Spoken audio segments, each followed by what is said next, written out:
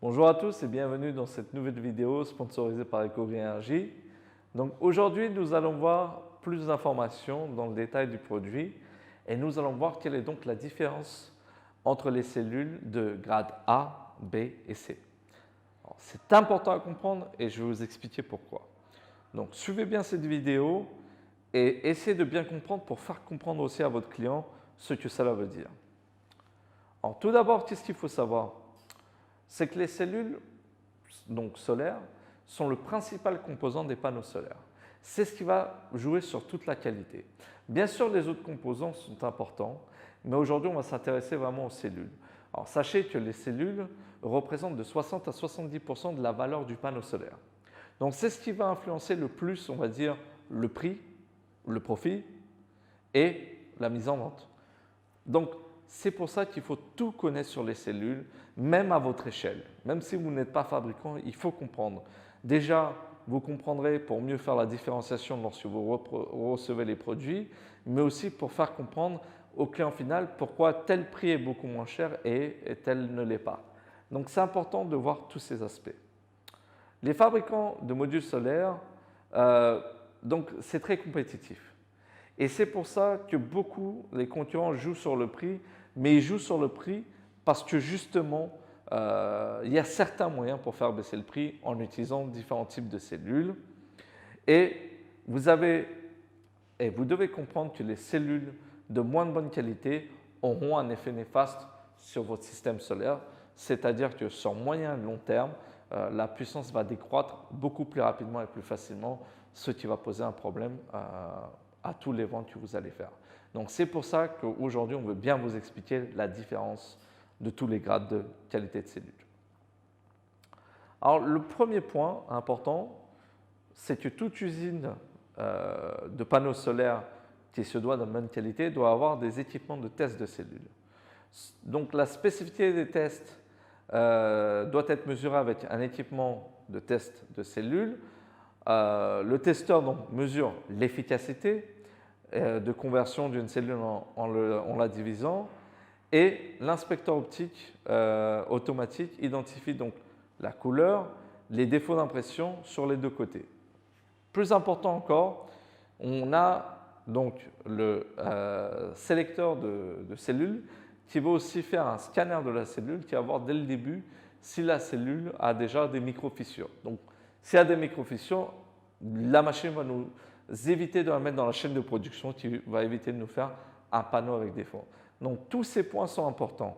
Bien sûr que chaque cellule sera revisitée par l'homme car la machine, même si elle est fiable, on demande à ce qu'il y ait une autre visualisation et une autre vérification par l'homme.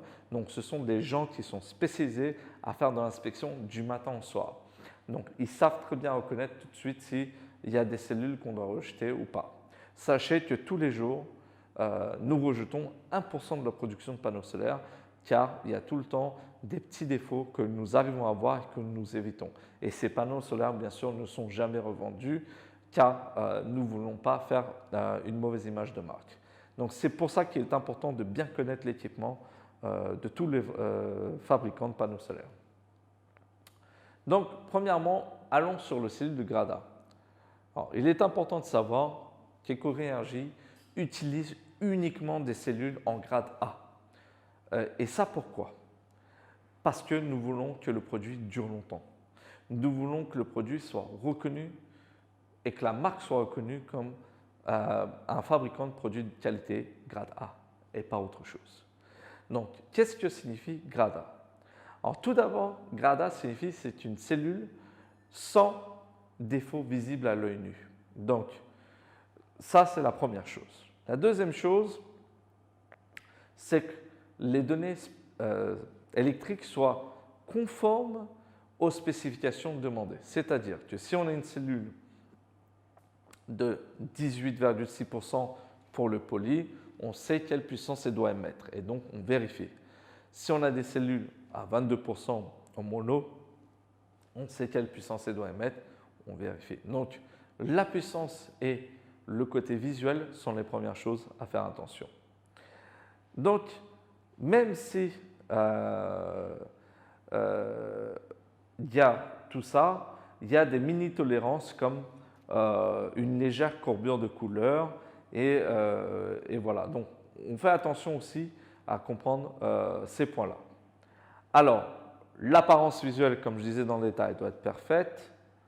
L'éclairage des cellules solaires sur les côtés, donc par 1 fois 1 mm.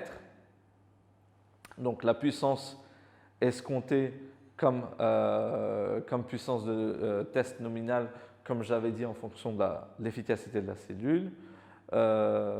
Et puis voilà. Donc,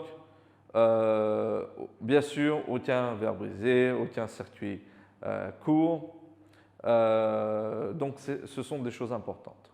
Donc, comme je disais avant, nous allons faire donc, une test par machine et ces cellules vont être retestées par l'homme. Sachez que même si l'usine achète du grade A, l'usine doit quand même revérifier chacune des cellules parce qu'on ne sait jamais ce qui a été reçu par le fournisseur. Et comme tout bon scientifique, nous devons faire avec ce que l'on voit et ce que l'on croit en voyant les choses. Donc c'est pour ça que notre usine a un laboratoire de test et des machines de test très importantes qui nous permettent de voir ces défauts. Ensuite, les cellules solaires de grade B. Alors, ce qui est important à savoir, même de commencer à parler de ça, c'est que beaucoup d'usines aujourd'hui, en 2021, utilisent encore du grade B et font passer ça sous du grade A. Pourquoi? Parce que beaucoup de distributeurs, beaucoup de clients ne voient pas la différence et font attention que majoritairement au prix. Mais attention, cela aussi peut cacher des problèmes sur le long terme. Il est important aussi de savoir que même des tyrans utilisent des cellules en grade B car ils arrivent à faire plus de profit. De grade A à grade B, on peut avoir des différences de prix allant de 10 à 20%. Donc il est important de voir que signifie grade B et qu'est-ce que cela veut dire sur le long terme et surtout, commencer à regarder sur vos marchés quel type de cellules vous avez. Donc les cellules de grade B ont des défauts visibles mais minuscules. Donc c'est-à-dire qu'il faut vraiment se rapprocher et faire attention. Et les données sont conformes, les données électriques sont conformes aux spécifications. Les défauts visibles qui peuvent être trouvés des cellules de grade B sont les suivants. Donc on va voir un par un les défauts et là vous allez comprendre. Tout d'abord, une légère courbure de 2 mm à 2,5 mm. Ensuite, une partie des bus bars manquants, c'est-à-dire que les bus bars que nous voyons sur les cellules, donc 5, 9, 10 bus bars, il se peut qu'il y ait des parties manquantes. Ensuite, un écart de couleur, la zone jaune visible prend plus de 1/4 de la surface de la cellule. Comme vous pouvez voir, en plus, donc, il se peut qu'il y ait des impressions manquantes, des petites rayures de longueur de 15 à 50 mm. Donc, ce sont ces choses-là. Alors, il faut faire attention. Parfois aussi, cela implique que la puissance ne soit pas trop bonne ou qu'il y ait des micro-fissures. Donc, ça dépend aussi. Ce qu'il faut comprendre, c'est chacun a son standard de grade A, grade B, grade C. Donc, quelques usines qui utilisent du grade B vont dire que c'est du grade A. Donc, c'est important de vous faire voir quels sont nos critères à nous du grade A, grade B, grade C. Et c'est important de vous montrer que notre tolérance est très limitée entre chacun des grades. Donc, c'est ce qui vous permettra aussi de faire comprendre à votre client comment bien sélectionner un panneau et ce que signifie grade A, grade B, grade C. Ensuite, le grade C. Alors, une cellule solaire de grade C présente des défauts visibles et des données électriques, bien sûr, qui ne sont pas conformes. Toutes les cellules solaires présentent des défauts pires que le grade B.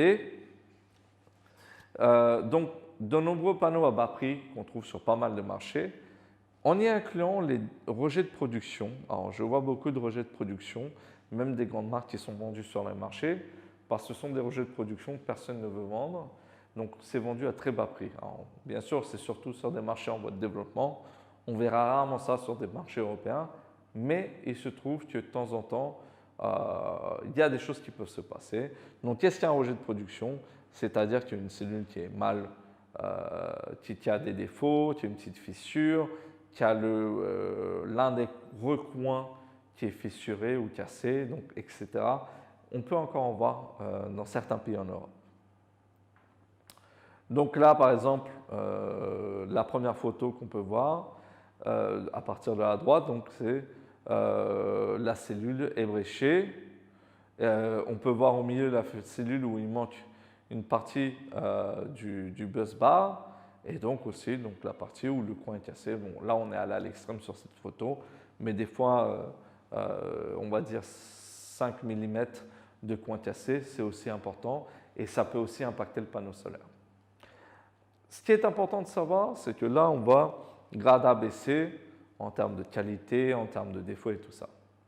Alors, beaucoup d'usines s'amusent aussi d'utiliser du grade B, mais avec de la puissance plus faible.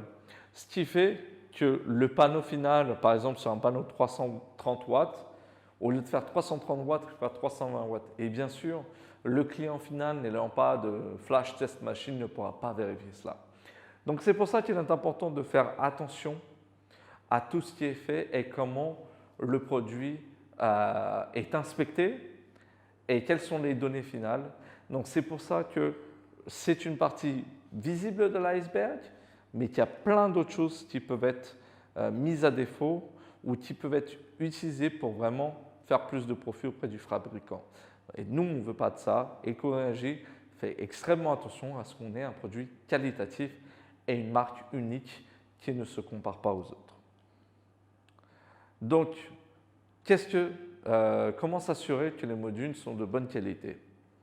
Donc, assurez-vous déjà d'obtenir la nomenclature de votre fournisseur avant de commander le produit. Donc, que ce soit les matériaux utilisés, les machines qui vont s'occuper de ces matériaux et comment est inspectée la matière première, la production et le produit final. Donc, vérifiez que le processus de production, à l'aide d'une machine qui est bien un trait automatique des cellules, que les cellules doivent être bien emballées. Bien sûr, une cellule qui est face à l'air est une cellule qui ne va pas durer longtemps car il y a un effet d'oxydation. Donc, il faut faire attention aussi que le système de production soit linéaire et rapide.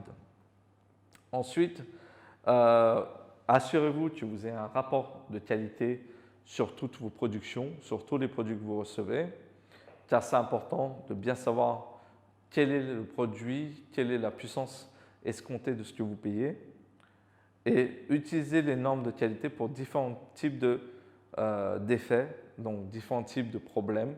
Comme vous avez pu voir sur la présentation, qu'est-ce qui différencie le grade A, le grade B et le grade C. Ainsi, vous pourrez comprendre quel type de panneau vous recevez. J'espère que cette présentation vous a aidé à comprendre et surtout à vous aider à comprendre un peu les tricheries qu'on peut avoir sur le marché. Ce qui compte, c'est réellement, quand vous achetez, comprenez et sachez ce que vous achetez.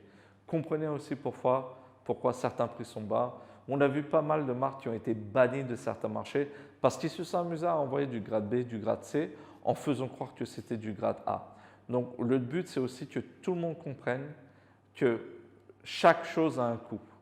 Et le coût est assez transparent parce qu'on a beaucoup de magasins spécialisés qui donnent la tendance des prix. Donc, si votre prix est en dessous des marchés, c'est qu'il y a un problème aussi. Donc, il est important de comprendre tout ça et de savoir comment bien différencier des choses. Merci.